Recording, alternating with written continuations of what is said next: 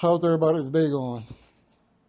Man, I've been like I told you, I've been painting and just trying to get back into cool, man.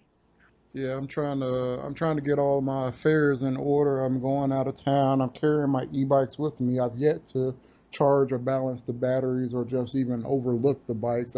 Where are you going? I mean, I've been going to like Savannah, Georgia, like every month for the past 3 or 4 months. I got a friend Oh, down okay. there, and so it's like literally I just go down there to pub crawl. Well, actually, this time around, my brother's coming with me. But yeah, I mean, I go down there to ride my bike, and it just the thing is like I like to ride either in the evening or late at night.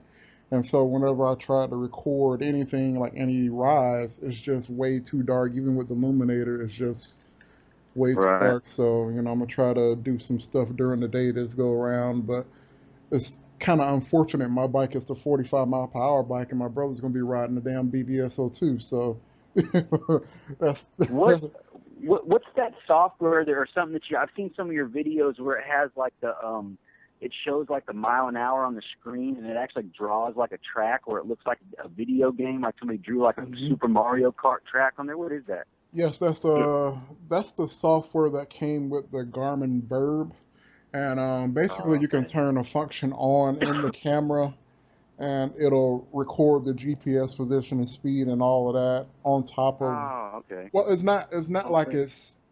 it's like a separate GPS file, but when you edit it, you can choose to use the GPS function on it. But you can do Okay. that. What you can also do is if you have a cell phone, like if whenever you're starting your ride, there is a cell phone program that you can use to record your GPS coordinates, and if you just so happen to have a video camera going at the same time, you just pretty much start the cell phone GPS tracking and then start the camera at the same time, and Oh, okay. you can import So it's data an that app. way. Huh? Cool. Yeah. So This is an app. yeah, I can give it to you in a second. I just gotta look it up in my history. I think of course, it's probably something simple like GPS It's not tracker or Strava, something. is it? No, no, no, no, no, no. This one Oh, is okay. just a program that just records a raw GPS data file. It doesn't do anything else. It doesn't map you. It doesn't follow you. It doesn't calculate calories or nothing. It just it's just there to use your phone's GPS for tracking. Oh, okay. So I'm about to pull that up. Of course, it's an Android application, so if you're an Apple fanboy, might not be able to help you. Let's Right see. on. Um, so who actually started this Facebook group? I'll get back to the thing in a second, but who started the Facebook group that I keep on getting pulled Uh, into? well, it's mostly for the fatty riders ones. It's the electric one and Fat Bike Bling. Like that's Dempson's group. I mean, it's kind of separate, but we're both kind of affiliated. So, but his has been. I mean, I'm not trying to speak for him or nothing, but I mean, I think his is probably at least a couple months older than mine is. But they're affiliated, but they're two complete separate entities. And so like one is That's Fat E correct. Riders and the other one is what? Fat Bike Bling. That's the one you get more stuff on. Yeah, somebody's like There's posting every 15 minutes on that guy. yeah. Yeah, Dempson will keep you full of good pictures, man. Oh There's a yeah, lot So of new what? stuff coming out. So what it is? What Fat Bike Bling is just kind of like a viewing profile of the fat bikes. More of a less form and more of a viewing. So we have a bunch of pictures there that everybody can enjoy. With small descriptions on there. or to And give it's you just kind of a ideas or different something. format than your basic. Yeah, yeah. Give you ideas. Give you it's a different format of viewing Facebook. Yeah, there is a lot of posts, but that's just to keep it full of content. I think that's very important for the group now. Me Yeah, too.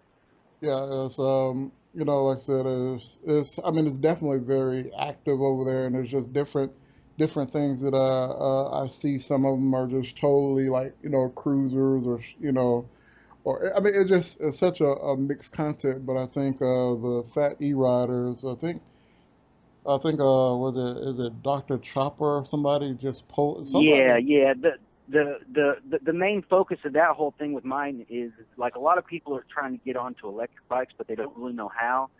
So I'm trying to kind of merge, you know, the people that are still, you know, building their gas bikes that want to build electric bikes, but, you know, don't know which angle to hit it at. So I'm kind of letting the people who are group members there, you know, they're mostly lurkers for the most part, but I mean, at least it gives them the heads up and they know what to go look for and they know what stuff to be putting together in their garage, you know, and what parts to be buying, you know. I mean, it's not necessarily a one-stop shop. Information portal for everything. Yeah, exactly. To where, like, you know, as long as it has to do with a fat rim on there, that's my only discretion. Like, you know, I let a few people slide on there every once in a while, but if it doesn't have a fat wheel or it's somebody who I don't like from Endless Sphere, like, it's not getting posted on there. That's just how it is. I mean, I can completely get down with that, and I mean, like I said, I've just definitely see a lot of unique things over there, and it's like you kind of almost, I mean, have to be like almost like a fabricator. Some of this is internet stuff, and some of this is custom projects that people are working on, and I mean, it's a mix of everything. But like you said, you kind of have to get all your information from like 4 or 5 different groups, and it's Right. definitely something that somebody's posted a picture. Oh, somebody's posted a picture. It'll keep you entertained for a little while if you if you happen to have some free time to actually go through it. Exactly. You know, so that's a definitely a good thing. I'll try to figure. Shaun, you were trying to introduce to me to somebody that was still coming up and might have had questions or something.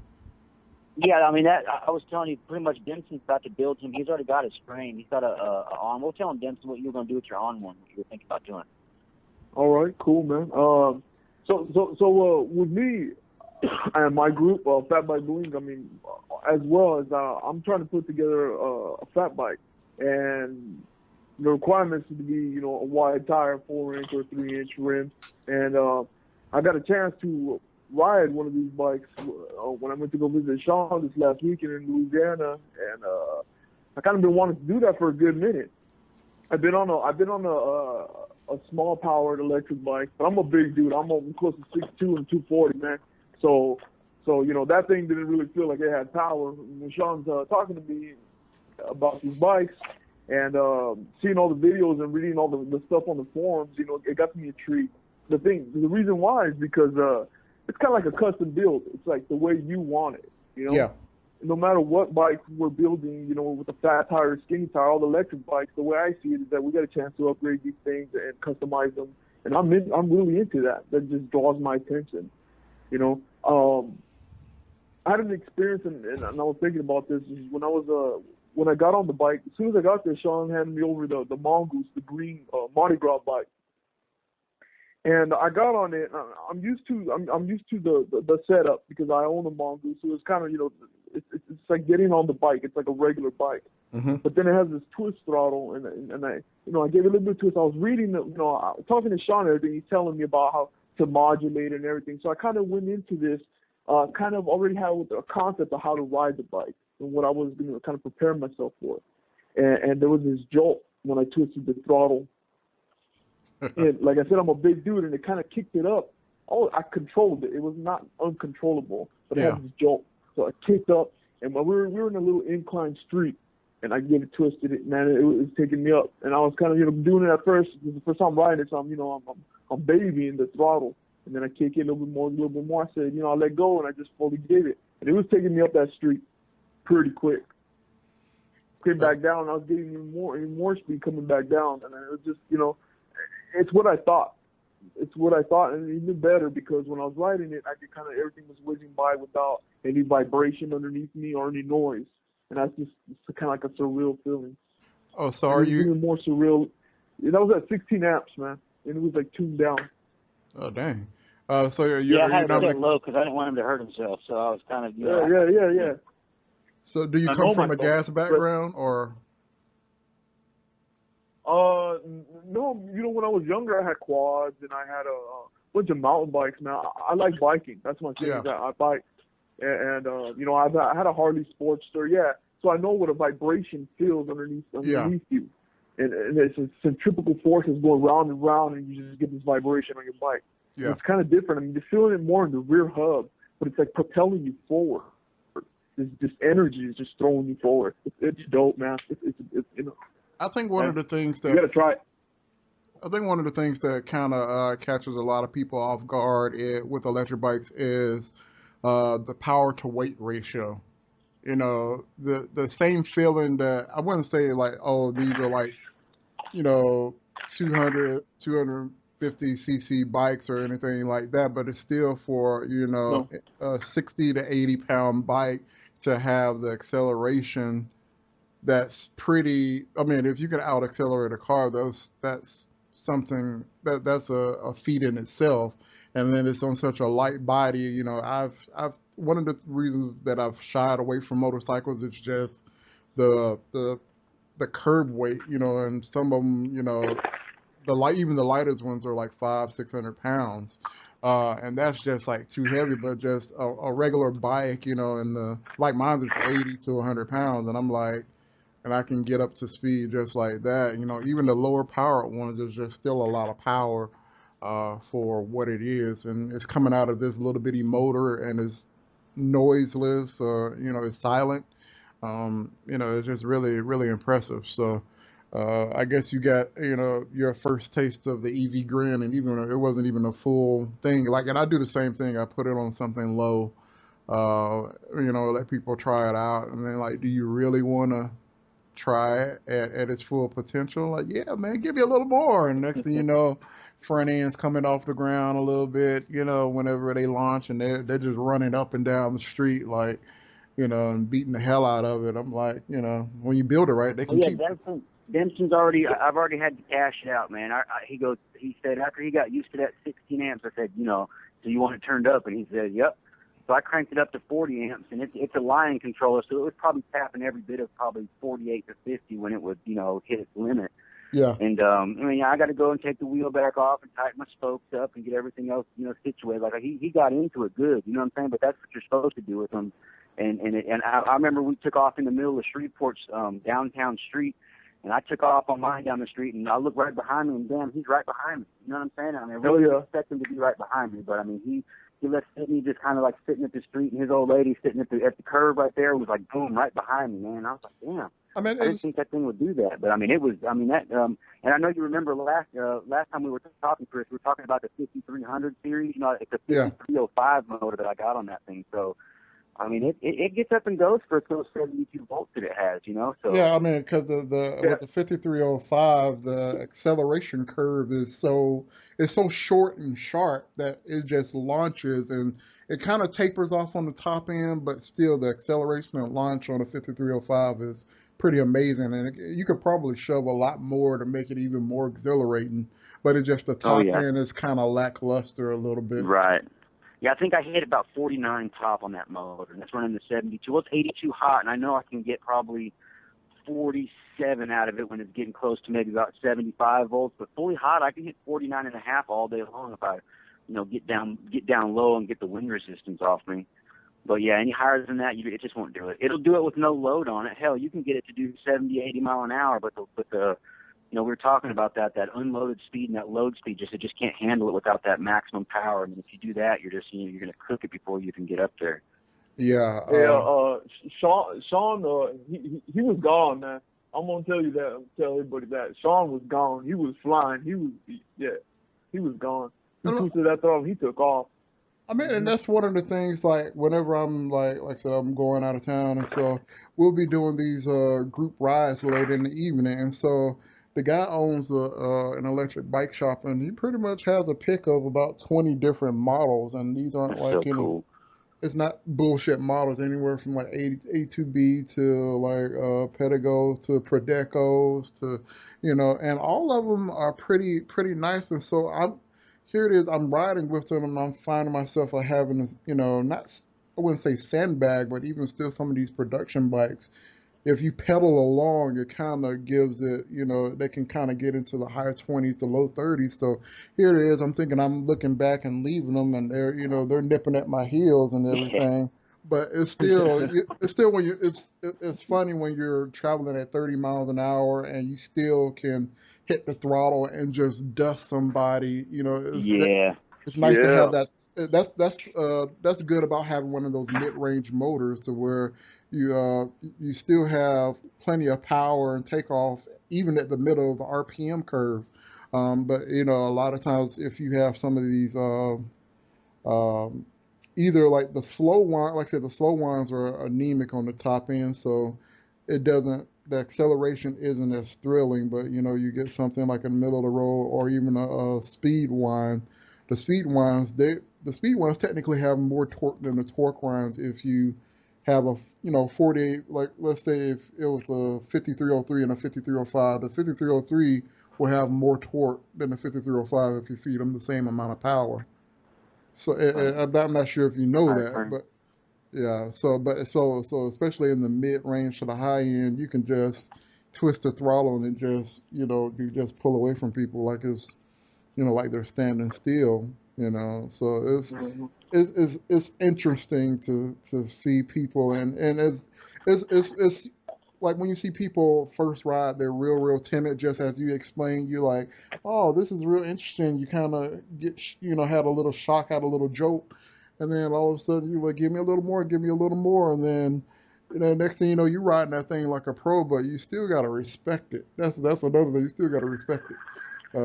Yeah, 'Cause I ride them Yeah. softly, but sometimes there's just I'm gonna tell you this too. Like in anybody that's built the mongoose out of one of these yet, the wheels they're not the exact same size as a true 26-inch fat wheel. I don't know what it is when they made them at the factory, or what the difference is. But like any other wheel that I've ever had with them, I've never had a problem with the wheel rate or was it the diameter.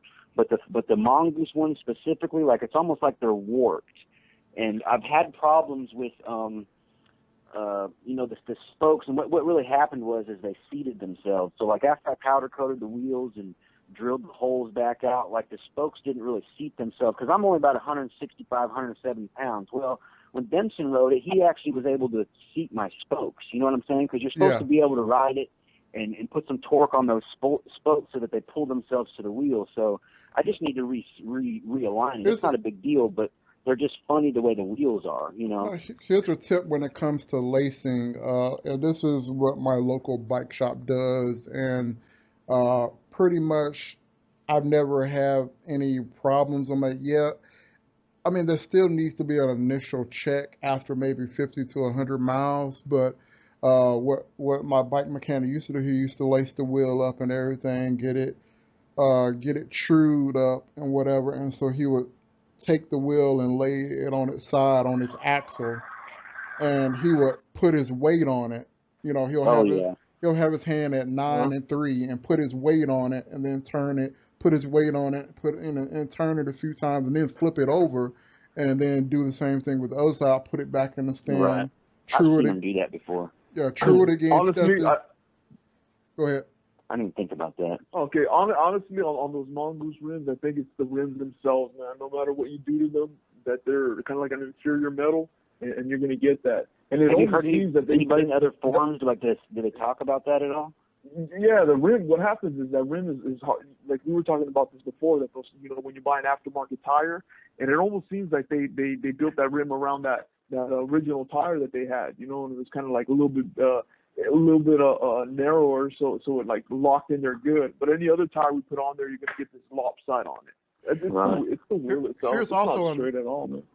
also another tip. I tend to run balloon tires, and one of the things I had a oversized tire. I think it was like a 2.3 or 2.4 size tire. It was nothing like a fat bike tire, but that thing would not seat on the rim perfectly, and you would like partially inflate it and try to manually, like you'll look at like the writing on the side wall or whatever near the rim and try to manually space it, and then put a little bit more air and try to space it, and then you would pump it up full, and then you'll spin the wheel, and that thing still had a wobble on it. The only thing that I could do to get this tire to seat properly is to do the spray bottle with some soapy water and just saturate that rim and bead, and then overinflate that tire and just leave it there. And then once I did that and backed off on the air pressure and put it in the wheel, it was perfect.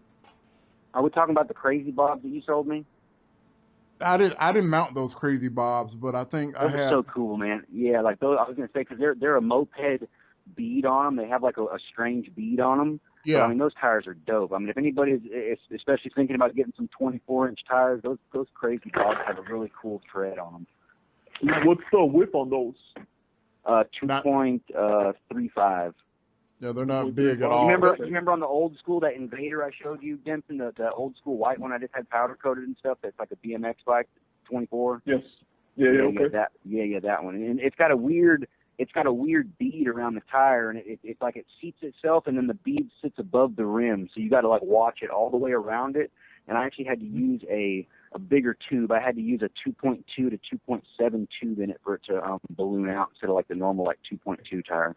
Yeah, I mean it's tube. Okay. that's. I mean, depending on which type of inner tubes you get, sometimes like with the cheaper tubes, you dare not overinflate them because like especially around the valve, you'll end up Yeah, having a like a it doesn't inflate properly. But typically I've noticed that.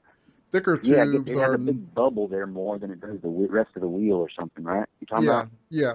Yeah, I know exactly what you're talking about. So, it took me a while to find like specific inner tubes to fit, those larger tires appropriately. I think, and also, there are just certain tire sizes you just really can't find any good tires for. And it seems like right now the 24s are just a bastard size.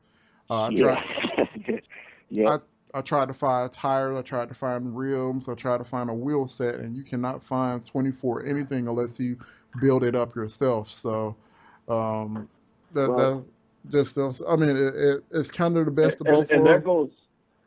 Yeah, and that goes for fat bikes as well. For fat bike rims, we were having a conversation about this today. The 24 inches is kind of a sweet spot, and also in fat bikes because you get a lot of shorter stance people with a lower center of gravity, so they Yeah, can get on those bikes.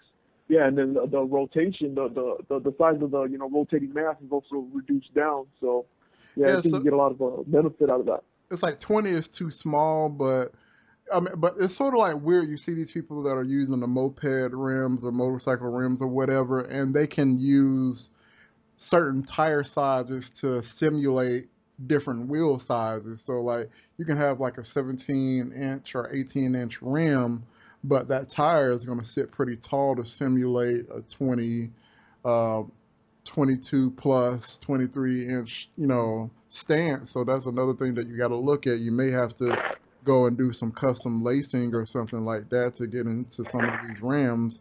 But then again, like I said, also you just got to look at, man, some of the tire will probably be indestructible, but then again, you'll have to rely on these Chinese inner tubes and stuff to make them work. And I think it's just one of those things is whoever has the fat bike store has a niche market and they're making a killing if anybody can get all the parts and everything under one housing, and be able to do everything such as build wheels and have the rim tape and have the tubes and have different width rims, have the different color tires and everything. I mean, anybody can source this stuff, but who wants to wait for stuff to ship from China or I mean, I've seen a lot of stuff in the UK. Weirdly, I mean, there must be a weird following over there also, because some of the best parts and stuff that I need for bikes over here are over in the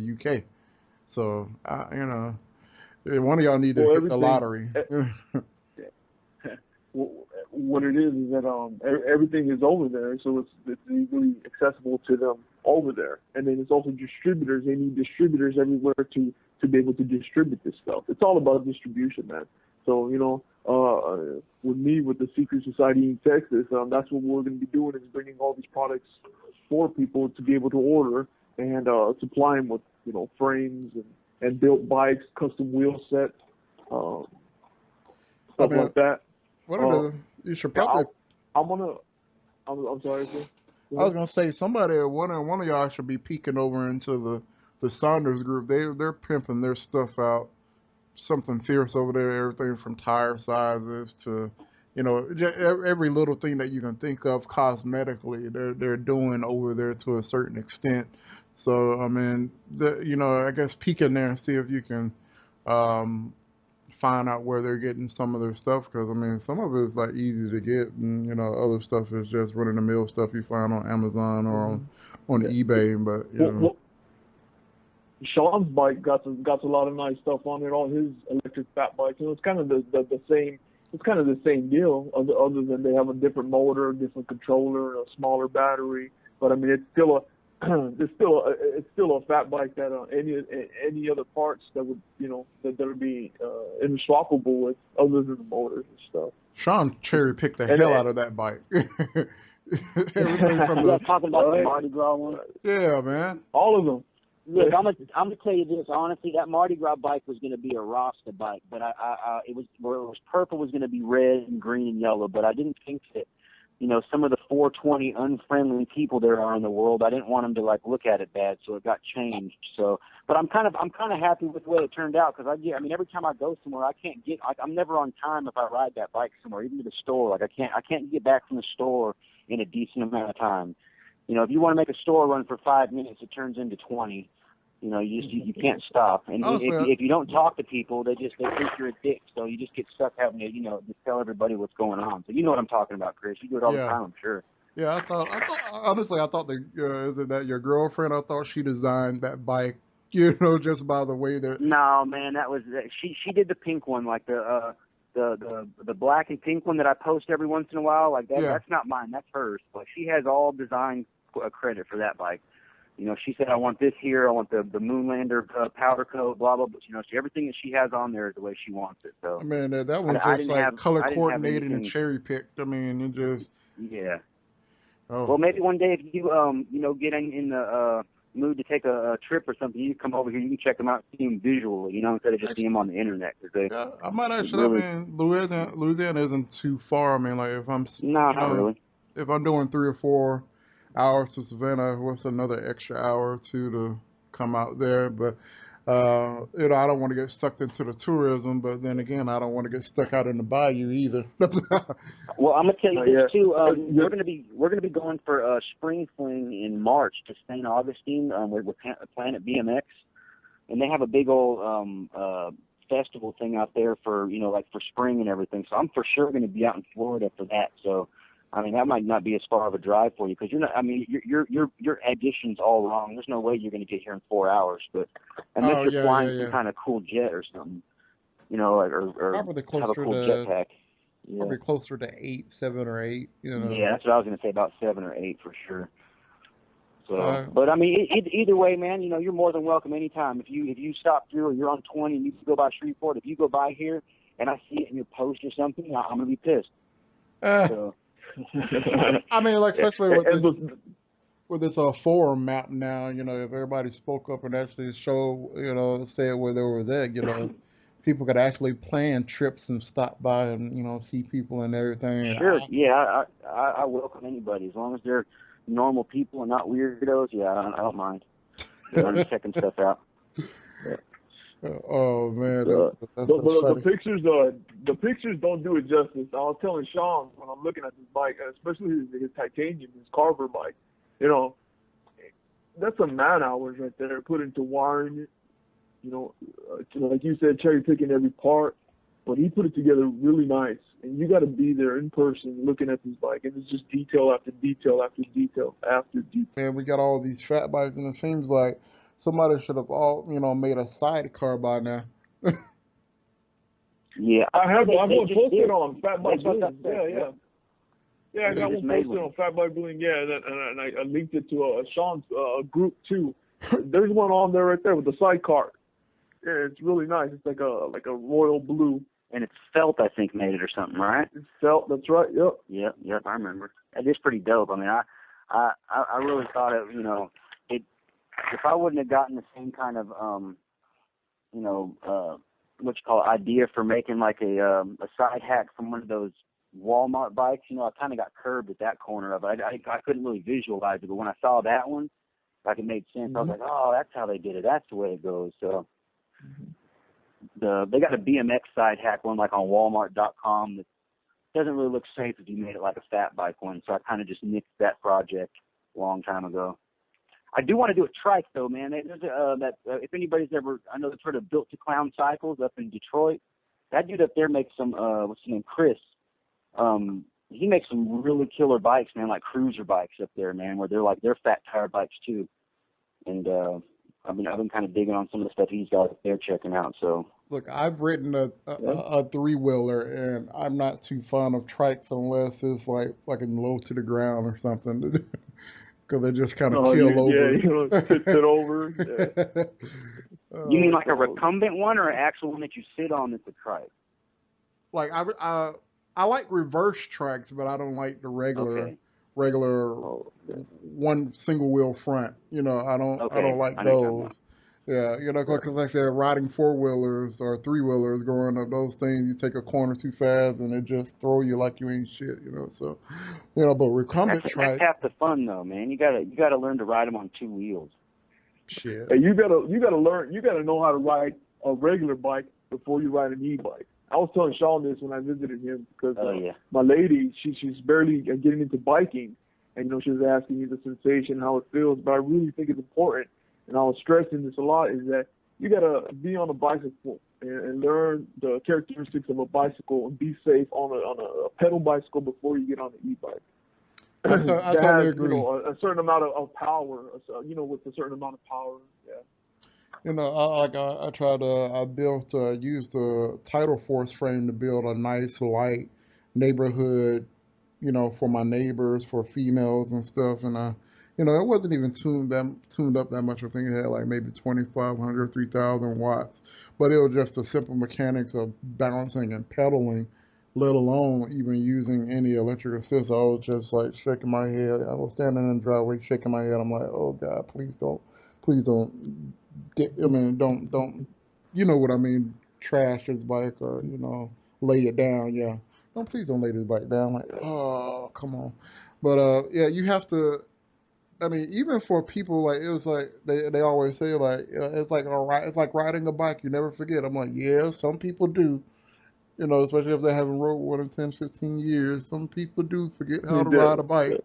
And I remember the most recent thing that I saw that happened is went down to Savannah. My friend brought his girlfriend, and it's simple. It's certain things that you learn while riding a bike that you learn that's very helpful, such as crossing a railroad track perpendicularly.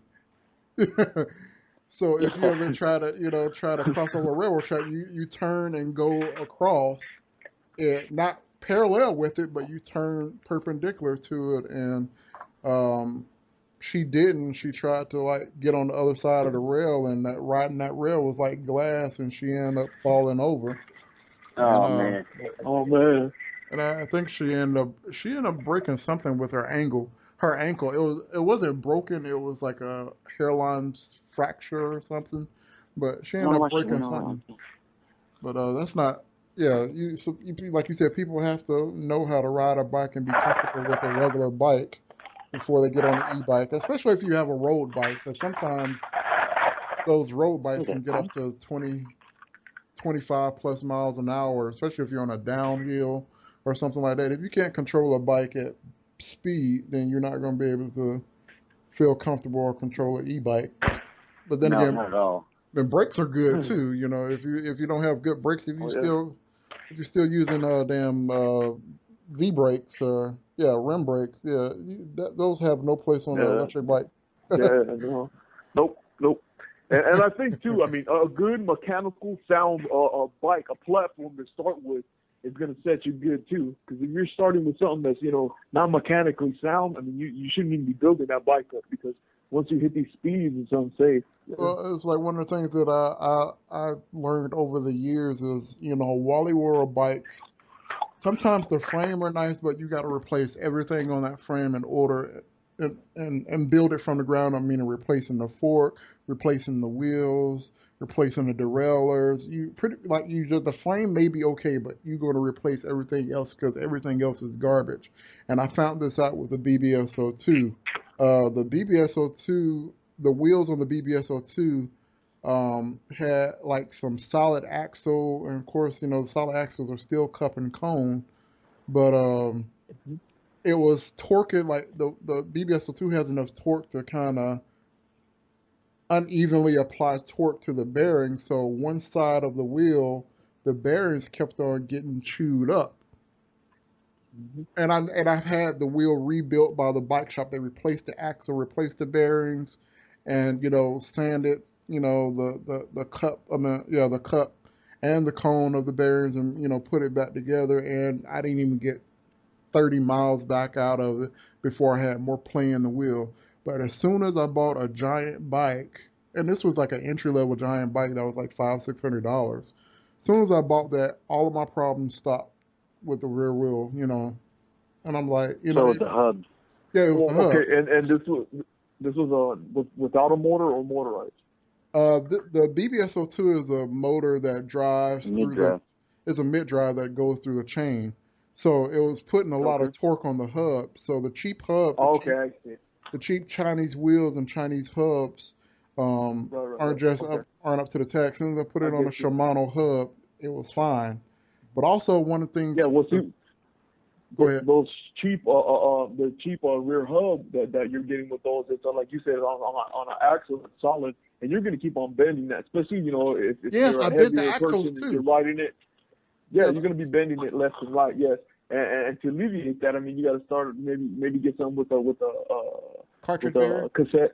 With a cassette hub, something with sealed bearings, Yeah. If you're going to be doing high speeds, you're going to need this good stuff. I mean, not that you can't, you will, but if you want a solid bike, I feel like, the components are where it's at.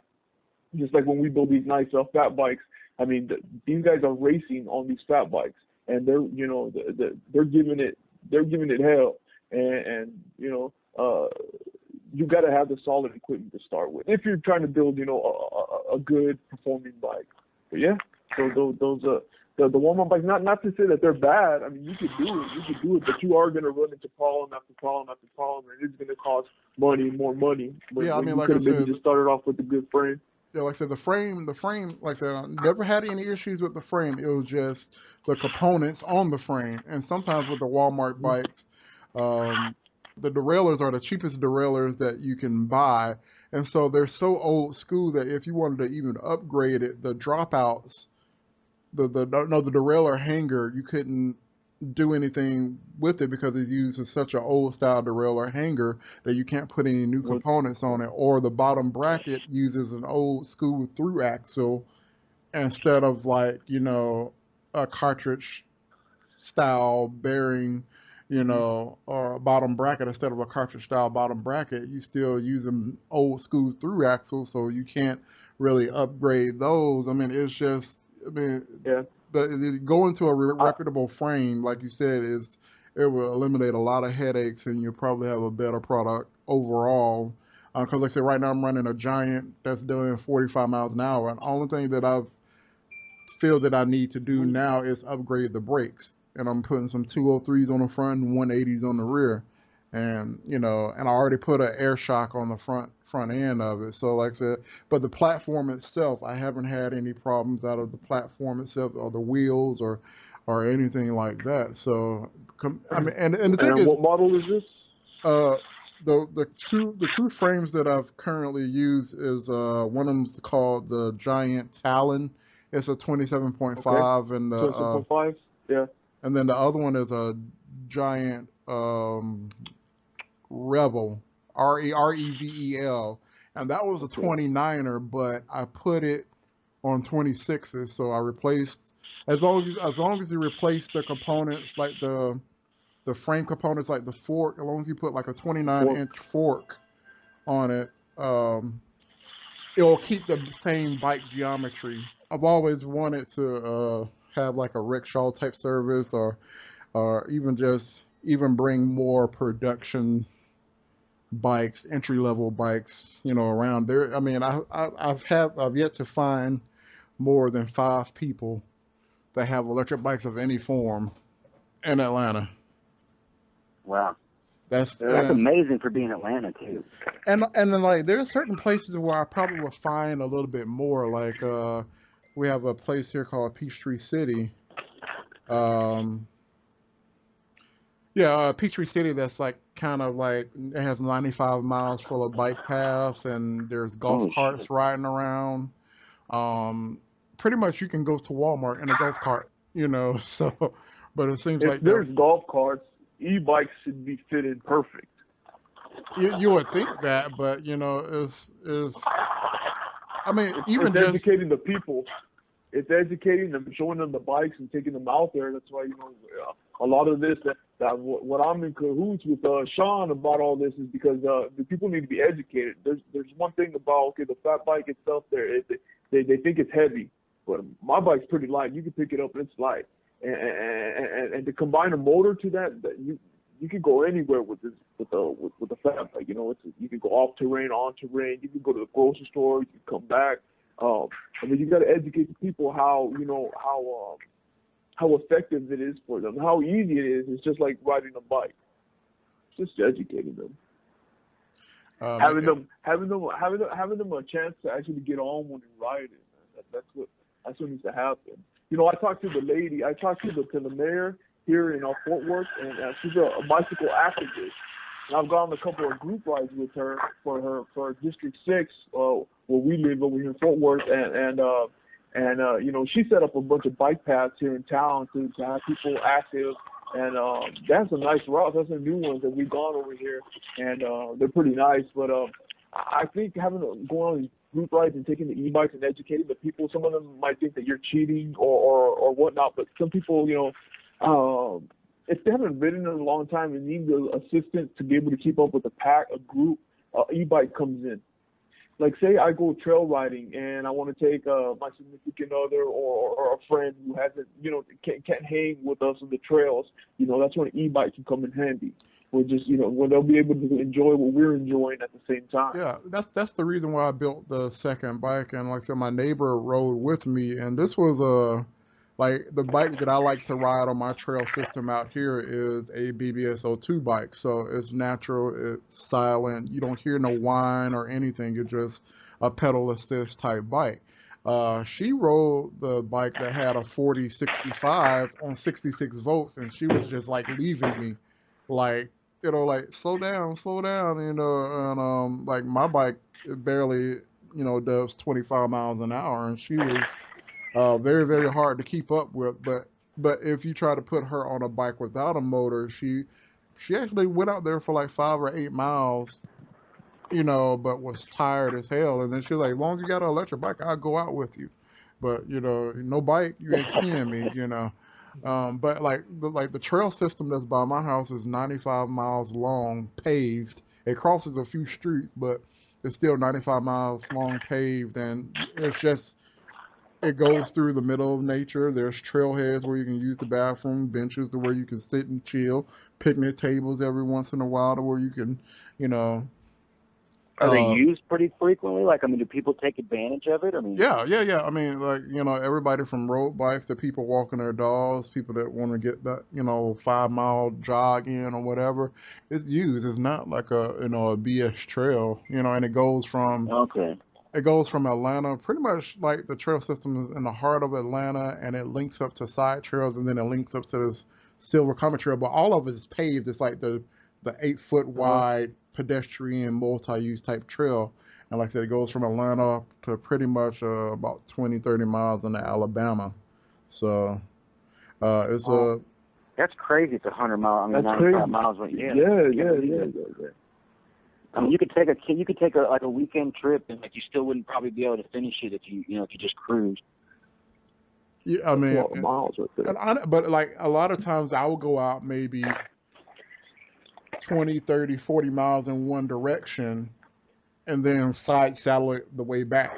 You know, so Okay. that's why I build bikes that have like super long range. Like I have two bikes that have ranges over 100 and some miles. Like one is like 140 or 160 because it has like a 2.3 kilowatt hour pack, and if I'm doing like 15 kilowatt, I mean 15 watt hours a mile, you can go pretty far on that. And then the other one was like 1.7 or 1.8 kilowatt hours, and that was on the efficient BBS02. So I have bikes that can do extremely long ranges, and it's like it's nice to go out and just clear your mind. And it's even still, even if you Like these are rides where I'm doing, 20, 30 miles, come back home, roll the bike in the garage, and go out on the same charge, and do this like 2 or 3 times before I even charge my pack.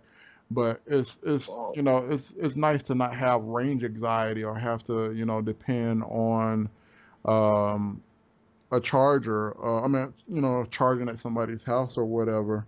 All right, one of my packs was like the current pack that's on my speed bike, my 45 mile power bike is a 66 volt, 32 amp hour battery pack. So it contains six multi stars, three in series and two in parallel. And Right. then my Okay. other bike Okay. I had eight batteries, which was four. I mean, two in series and four in parallel, but it was a total of eight batteries, and that was a 44 volt, 40 amp hour battery. So those were the two packs that I had on And my the extended cool range thing bikes. about yours is yours are interchangeable like that. So like let's say you run lipo, and a lot of people are. I'm nervous about it because I'm just I charge my stuff at home with my little 2 amp chargers, and I just let them charge for 4 hours. I don't give a shit. Because you got but when you pass that limit of saying, hey, I need this little bit of extra power, and I want to just keep on having a decent pack without having to pay a ton of money for a lipo or for a lithium pack. You just learn how to charge and do it that way.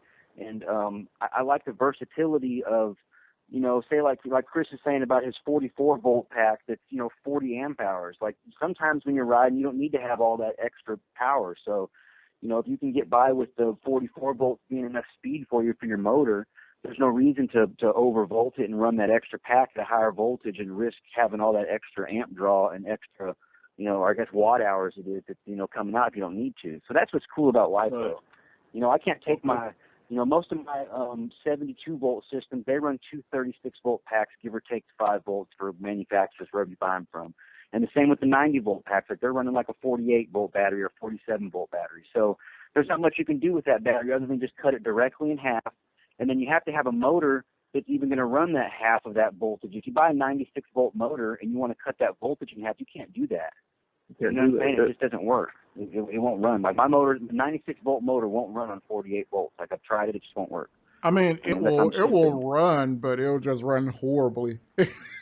Yeah, like I couldn't get it to do anything. Yeah. Like I tried every little configuring that I could do on the line program. I mean, I could not get it to run.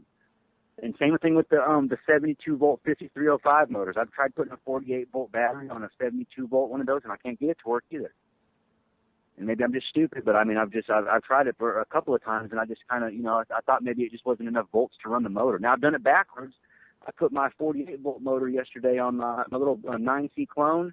I put on my race bike the other day just to make sure that the wiring and stuff was good to it. Hell, it zipped right on that motor. So I could overvolt it that way, but if the motor was wound specifically, they say for that many volts, like I'm not sure if it takes it. And what do you think, Chris? I mean, you know more about it than I do about that. Is that am I just stupid?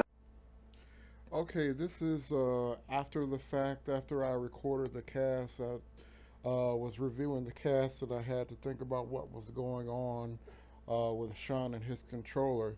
The thing is, he has a high voltage controller. He had a 18 FET 4110 and a 24 FET 4115 controller. And the problem that he was having is one, more likely the 18 FET has a R12 mod, which causes the controller to detect the voltage differently to allow for higher regen voltage.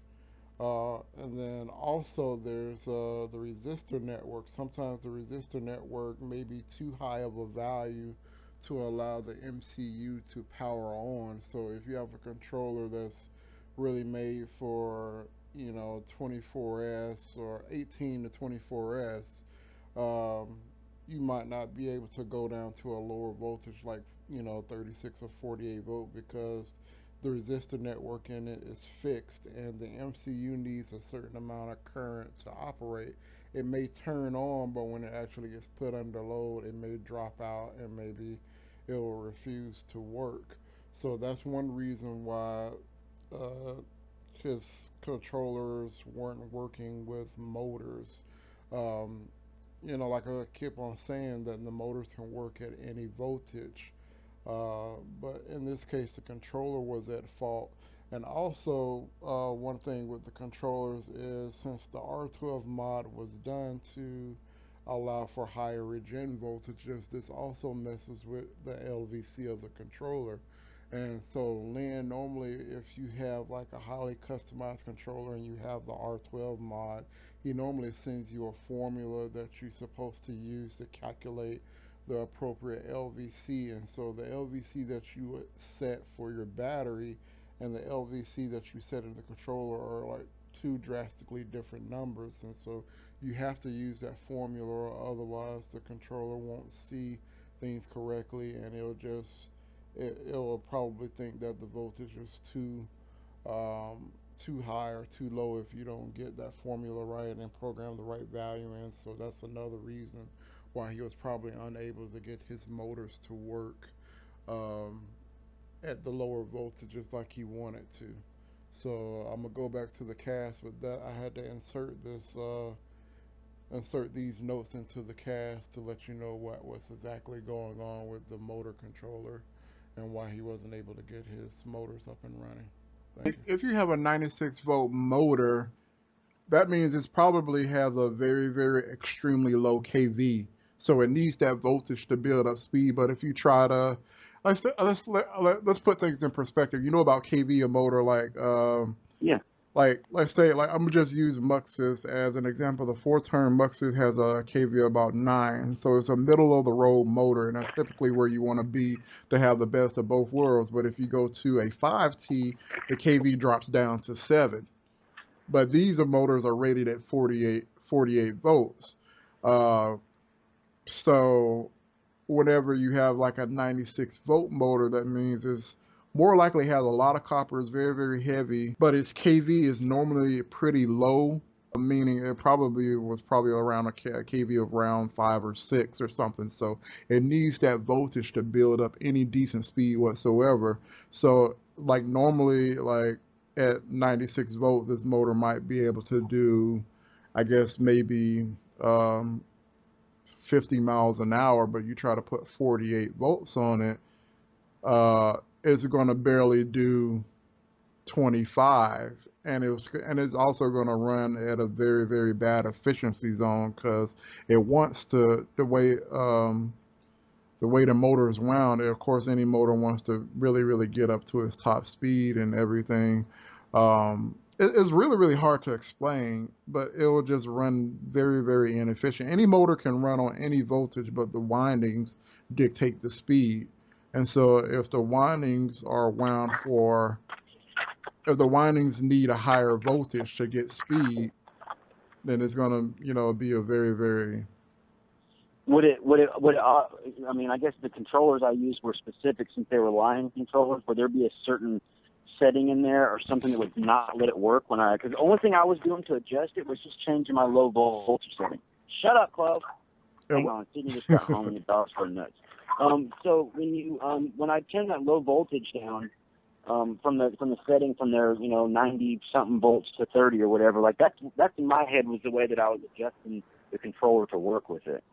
So I mean, I don't know, maybe I was just wrong doing that or something. Yeah, it could have been anything, but it's without having the whole picture. It's really hard to dictate, but motors can run on any it was voltage. one of my Frankenstein moments, man. I get in there in the little shop in there and get bored sometimes, and I see something shiny over in the corner that needs my attention, so I just start tinkering, Honestly, I was about to do a Mux's BBSO2 combination. That's cool. I was, Dave Kaufman. Have you ever seen his posts? Yeah. He's got when I went out there to the races and stuff and was out there talking to Corbin and him, man, I got really close and looked down at his bike. His Crow motor set up where he has like that Crow as the mid drive, and then he has that 9C on the back. That's a cool ass little setup he has going on that thing, man. Yeah, but he said he has to have like a killer heel or something going on in order for him to need both of them to. Oh yeah, he had some pretty big batteries on board, but I was thinking about if he just swapped all that shit to LiPo, and like just had, because he was Corbin raced it around the track because I left. I didn't stay there for it. I just did my one little run and I was gone. So like when Corbin stayed there and raced his bike or whatever, he was like, man, He's like, that bike's fast. It was just too heavy. And I thought about it. I said, well, hell, if he could just kind of get rid of some of those amp hours of storage for, you know, longevity, and just ride that bike with a couple of lipos slapped in it that would just run, you know, 10 laps around the track and be cooked, you know. Like, I was thinking about that for like some race bikes too. Like, you know, a lot of people that put the light, like especially if you run a lipo battery, if you could figure out specifically how many lipos that you need. Say like you know, if you needed the 44 volts, you just would take I get confused with the numbers, but like 6S 2P for like the smallest pack, or even a 1P. Like how many batteries, or how far would you get on like the smallest lipo pack on one of your bikes? You know what I'm saying? Like, what could be the lightest pack you could put on it? Normally, Would, for, let's say for about 40 to 50 amp controller builds, you normally get about 1 amp hour a mile. Right. Worst case scenario, on the higher power setups, it can be as high as 1.5 amp hours a mile. So it depends on how long the race is. You just pretty much gotta, I mean, and also you gotta look at the amperage demand. If you're trying to make a small pack, then you're probably gonna have to run some nanotechs. And I think maybe the largest nanotechs are like 8 amp hours. So you gotta look at about anywhere to 5 to 8 miles of racing time, you know, on a small lightweight pack. And that's just assuming worst case scenario. It may be better and maybe a little bit worse. Um, but still, most of these, the problem with racing, if it's drag racing, then that's one thing. But if it's racing on a track like how Alan Hugh, he raced on that track with the gassers or whatever, there's a lot of stop and go. So you tend to spend a lot of time in the lower RPMs lugging it.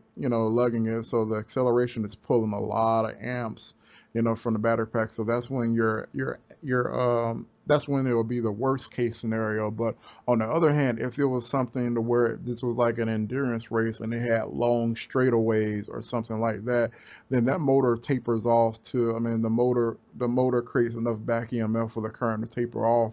I see So what you're saying, yeah. so instead of it being like in my case, I have an 80 amp controller. Instead of me being pegged at 80 amps, you know, every 30 seconds and drawing that for like, you know, 15 seconds, accelerating out of corners and everything. If it was, you know, in a straightaway situation, you know, to where, you know, like say how some of these people, these solar cars do and everything, you know, your consumption tapers off considerably to where you're not consuming nowhere near the watt hours per hour. Because the thing is, you're running the motor at the most efficient speed possible up on the higher end, and where, you know, like I said, is the back EMF's built up, the current's tapering off, and it's so close to its unloaded speed that it's just pretty much running, you know, high 80s to low 90s% efficiency if you can get that motor up to top speed and sustain it versus lugging it on the low end and just pissing away half of that power to heat. That can make or break a race bike. So still, there was one guy, I'm not sure what his name was. He ended up doing a a 2-speed RC drive, and so he had, of course, one speed was like accelerating out of the corners, and once he got up to a certain speed, he went on ahead and, you know, I guess he had like a jockey shift or something like that, to where he could shift and change the gearing to, you know, a high speed to where he was more efficient. So, you know, it's actually, I do see, um, it's like I can see like definitely like a mid drive hub motor type situation, to where the mid drive would probably be better on the low end, and then having the hub motor be, you know, maintain the top end a lot better. Because you think most of the time the mid drive, if it's spinning up at a very high RPM, but it's very weak. But once you put it through that reduction, the torque is insane. So you put that mid drive and have that just doing acceleration, and then once you get off to a certain speed where the RPMs of that mid drive is so high that it's not, able to develop any. Or once you maximize the gearing of the mid drive to I know break who the you're speed. talking about. That's why the mid drive would be good as like kind of like a say I'm gonna apply it to a fat bike. This is why it would be good like for like off road use, a mid drive. It technically would be, but it just depends on how much off-roading. Because of course, there's the off-the-shelf options like the BBSO2. That one does not have the thermal capability to do any extended off-roading, but it's nice for a pedal assist. But like you go to the other hand, like you have like the Crow Motor mid-drive or the Lightning Rod mid-drive. Those can kind of hang in there a little bit, but you still have to use common sense when it comes to Right. because it's all about.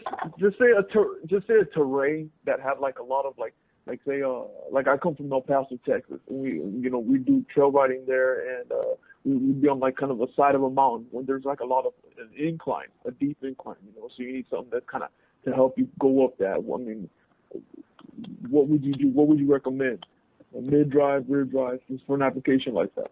It'll probably more likely have to be a mid drive because the thing with hub motors is you're just lugging them at a low speed. It's either a very very high turn like Muxus 6 turn, which is like a slow whine, and you put 48 volts on it. It can probably pretty much crawl at that voltage and at that speed almost forever without really saturating, but you have a lot of weight. But if you're doing technical riding, then there's like I said, there's a lightning rod build that will shift the weight towards the center. It's a mid drive, and it'll shift the weight towards the center, but you can dump a lot of power into it and get you through things. As long as it's burst and not continuous with the mid drive, I think you could probably uh, get away with a mid drive and have better results more than a direct drive hub. But then again, there's I, also geared hubs too. I'm gonna disagree. Only just to argue and have something to talk about. Yeah, I really think that having a high turn, like you said, hub and just enough wattage to push it to get it spinning and just have it on a nice balanced, frame. I think the amount of time that it takes for that mid drive even to grasp that chain and start spinning that hub anymore is lost in racing and corners and in unbalancing your bike. yeah. I Um, see where you're coming from. It does take a while for a mid drive to kind of develop it to yeah, develop and you its need to torque. have that lightning fast. And like the motor I toasted and was beating 100 cc two-stroke motors was a 35 millimeter, 35 HS 3540 that I just had over voltage to 7 grand. So like, I mean, it's possible. It burns up in, half a mile, about, 7 laps of that track at, 100 and, If you 20-degree temperatures. But I mean, if you do it right and don't turn the amps up all the way and just have, a nice setting where you go out and practice a few times and do infrared checks of your thermostat. I don't trust those thermistors inside the controllers and inside the motors. I just don't trust them. So if you it do all leaves that you and in a keep up bad. with them, Uh, yeah, like they the just I thermistor. think they would work better. Well, like I'm just going on a side tangent here. Like back earlier, before we had like the psychoanalyst with a thermal rollback or anything with temperature monitoring, Hyena suggested that we use like thermal switches or thermistors on the hulls, or either on the hulls or to activate the e-brake. But that what that did is it left you in a situation where all of a sudden you lost power and you had to wait for that switch to reset, meaning that switch had to drop about 20 Cool C, down, right? yeah, before it restored power. So at least things are more progressive now. But it's like when you it's sort of like when depending on the technical riding. If you're looking at, let's say, motocross style riding, again, that's dealing with um, stop and go, and you can yeah, if you keep the amps down, you can pretty much ride the motor continuous, but you'll just lose a lot of torque and it'll be feel a little bit anemic. Um, like I said, but yeah, like you said, mid drive isn't the option because it's not gonna develop the torque as quickly. But if you go to a heavier direct drive hub that can probably take that abuse for a few minutes. You just have all of this weight in the wheel, and it can affect handling.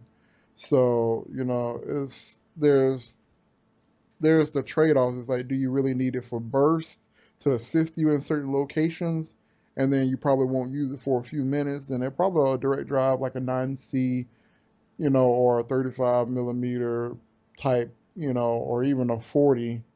Well, I don't know. Yeah, even a 40 like the Crystal Light 40 series, that might work out in that a high turn count with a little bit of weight behind it. That may work out okay, but you can't go too far to either end. You can't be too light because you'll be end up saturating that thing in 15, 20 minutes. I mean, 15, 20 seconds. And then you can't be too heavy because it'll affect handling. So, it's kind of like you got to look at it like it's a NASCAR piece. If you're gonna go out and race something or really go out and tear it up, you really have to expect the consequences of it to fail. But if you stay within the regs and look at the people who are smart that have done the testing and say, hey, it screws up right around here, like if you don't listen to them, it's your own fault if it messes up. So I agree with you. And I was just thinking about the hell, it's called the motoped, the one that HTC. Oh, I've always wanted to do a motoped setup. Okay, Always and wanted. the mid-drive one that they put that hub on, and then they drive it with the just like a mid-drive setup, but they use the hub as a mid-drive. I think that would be your honestly, like in a race setting. Yeah, that's it. That's the way to go. A hub motor mid-drive. That way you have that instantaneous torque. Right. You got to have that instantaneous torque. The mid-drives are cool, but they just don't have that oomph that it needs. And I figured it out that they do at least almost a 2.6 gear reduction from that hub. When they're messing with that's not a lot. Yeah, that's not a lot. That's easily obtainable with just a simple one-stage reduction. Exactly. But with the RC type stuff, you got to do some crazy ass reductions with those in order to get. Oh well, yeah. It's retarded. Like you need two-stage reductions. That's when like Matt Recompense, the one that made that KMX trike that's just insanely fast. They're using the Astro motors that they're just incredibly high speed motors. So you're trying to figure out how to get 2,000-3,000 RPMs down to several hundred, like 500-600. And it's really really hard to do that unless you have a two-stage reduction. Because again, the RC type cells can be very efficient and they can develop a lot of power, but if you put them in the wrong RPM range, and if it's not spinning as close as it can to its high speed, then it's just gonna burn itself up. So it's but like you said, I think a Crow motor, like I said, a Crow motor mid drive. That'd be sick. A real Crow motor mid drive with a proper chain and everything else, not no bullshit bike chain or no 410 here. You want one of them big old machine chains. Yeah, I got you. You want a dirt bike chain or something, But then again, I mean, I guarantee if you got a motoped frame and you did that and you put the street tires on it, I mean, you'd be a force to be reckoned with out there at the races in California. At any one of these groups that have races around here, the ones in St. Louis, the ones in Florida, the ones in California, anyone. That motoped, the Crow motor, and probably about $7 or $8 grand worth of wattage to throw at it, and it'd be it, man. I've seen the ones that have geared, and you can gear it from like 35 mile an hour to like 46, and that's all you need. You can't get any higher than about 45, so you don't need that extra top end speed. That extra 15 mile an hour to get to 60 is just for bragging rights on that track, especially the short wheel. But one of the things about hub motors is, if you get the right mid-drive hub motor, even if it's a speed one, if you just have something simple like a cycle analyst and a 3-speed switch, you can have that top end. And it could be a straight nasty bike. I mean, it could have such a broad power band, but it's just really about how efficient would it be. But if you did need that, but it's also about how legal would it be in sanctioned racing. Is one, if it's like. That's the great thing about the electric stuff. There's no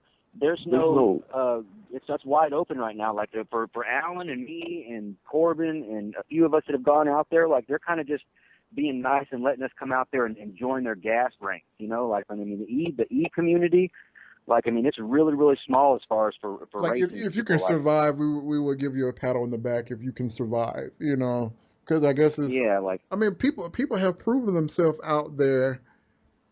I mean, I honestly think right now, if somebody, it's funny that you say the motoped with a hub motor, but have somebody even considered like the 5 kilowatt or the 10 kilowatt golden motor that's liquid cooled? No, I didn't think about that. That'd be sweet too. But isn't that a big ass diameter motor though? Like, isn't it like a 16 or 17-inch motor? There's something called, well, there's the QS motor, but that one's insanely heavy. That one probably will run all day, but that would be like that would just be like a waste of weight and space and everything. It could be nasty, but I don't think that's the right way to go. Actually, I mean, probably if it was a hub motor, if you were using it as a hub motor, it'll probably can soak up that heat all day. Well, they do have one that's available that is 27 pounds, but if you want the real toasty one, you got to get the one that's 31.5. Yeah. But it's worth it. I mean, that's the nasty one. Now with these high end motors, I mean, what controllers would you be running? Like, not Lynn, Sabaton or a Kelly type controller. Kelly? Okay. Well, I probably wouldn't even go to Kelly route. Kelly gets real sensitive sometimes because especially some of these motors have such a high inductance. I mean, well, is it high inductance or low inductance? High You're the smart guy. We're just the ones watching, man. Like the resistance on the windings are very low, so they can suck up a lot of amps, and they can easily trigger the overcurrent protection on some of these controllers. So you kind of have to baby certain ones or get an absurdly oversized controller to where it can handle it. So that's why they give you all those extra software with it and cables and everything. So if you gotta dial it do in everything with because it. it's not going to work Right. perfectly right out the box. But you got to know what you're doing. Like I said, the problem that we have now is, like I said, the motors get saturated and hot so quickly. That's why I think that golden motor, liquid cooled. Because guess what? The Death Bike's running like a 10 kilowatt golden motor, and if the Death Bike can beat a Tesla in a quarter mile, yeah, did y'all see that that's video? Pretty crazy. Oh yeah, I saw that. Was nice. That is nasty, but I mean, it wouldn't. That's just peak power. I mean, and the thing is, that's what it can do continuously, and you don't need that much power on a racetrack, But accelerate. I mean, it's like I think if Luke hadn't built that bike so long, it would just easily just flip the bike over. Just like the bike is dangerous, and he flipped over, lost his shoe and everything. It would easily do that easily if the wheelbase on that thing. That's why you think the killer cycle is so long. That thing can produce an insane amount of torque, and so it had to have that. What's the I think it was like 80 miles an hour, man. No, it's more than that. I think that thing was doing like over 120 or 130 in a quarter mile or something like that. Really? It was something stupid, And it was funny. You're talking about the one that's like a mid-drive, right? Where he has like an AC motor running like stupid watts, like 150 volts. The Killer Cycle actually had a brushed motor, and when that guy died, I think they finally reached pretty much the limits because they're pretty much whenever the Killer Cycle did a run, it burnt out the brushes to where they pretty much had to replace them after every run. Wait, did the guy die on his bike, or he just died naturally? Like, no, he was doing a burnout on the bike, and the wheels caught traction, and it pulled him and ran him into a car. There's a video on YouTube, Killer Cycle. Yeah, well, I didn't know it. Yeah, the original person that used to, I'm not sure if he built the bike or he was the original driver, or but he was doing a demo trying to do a burnout. The tires hooked and it ran into a car. And this was like in the middle of a parking lot or something. Like it was like some media day or something, and they were just showcasing the bike and do a burnout for us. And it caught, and it was over. So it Damn. was very unfortunate, but they still kept the bike going and still kept doing. And it's like, I mean, I honestly think is I have to probably look that up.